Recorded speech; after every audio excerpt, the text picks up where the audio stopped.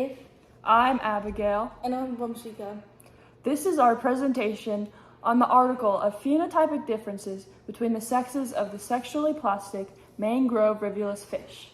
The mangrove rivulus fish is a wonderful example towards the study of reproductive biology, because unlike many other fish species, the mangrove rivulus fish possesses the remarkable ability to change their sex. This is known as a functional sex change, and it is an interesting adaptation that allows individuals to optimize their reproductive success in response to environmental cues. This study explores the underlying factors influencing this unique reproductive strategy. Among other sex-changing species, the mangrove rivulus fish stands out as a unique example of vertebrates capable of functional sex change. Mangrove rivulus fish inhabit coastal regions, particularly mangrove swamps, which are dynamic and challenging environments. One of the most striking aspects of mangrove rivulus fish is their ability to transition between sexes. This transition typically occurs from hermaphrodite to male under certain environmental conditions, such as changes in temperature or social dynamics within the population. This ability to switch sex allows mangrove rivulus to adapt to changing environmental conditions and maximize their reproductive success. In order to measure the differences, the researchers generated pairs of hermaphrodite and male mangrove rivulus fish, ensuring that individuals within each pair shared identical genotypes. This approach allowed for a direct comparison between individuals of different sexes but with similar genetic backgrounds. Various parameters were measured, including steroid hormone levels, behavior such as aggression and risk-taking, metabolism, and morphology.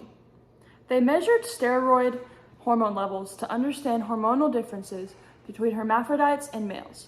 Additionally, they observed behavior to focus on traits like aggression and risk-taking tendencies. Metabolism was assessed through measurements of maximum metabolic rates, while morphological characteristics such as organ masses were also analyzed. The findings of this study revealed intriguing differences between hermaphrodite and male mangrove rivulus fish.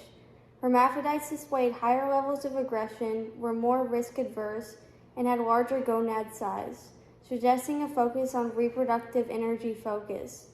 On the other hand, males showed traits associated with increased steroid hormone levels, greater body mass, and fat stores, indicating a different allocation of energy resources.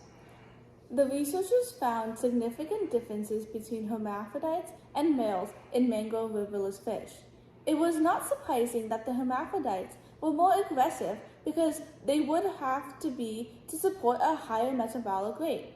Furthermore, hermaphrodites had higher maximum metabolic rates, indicating elevated energy loss, and possessed larger gonad sizes, suggesting a preference for investing in reproductive organs. These characteristics emphasize the importance of energy storage and hormone regulation in male reproductive roles. Okay, so this is our visualization of the phenotypic differences between the two sexes.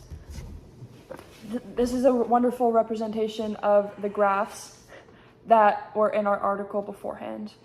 The data on here is that the hermaphrodite had a lower body mass, the male had a higher body mass, and the gonad size of them was different as well, while the hermaphrodite had a higher gonad size and the male had a lower gonad size.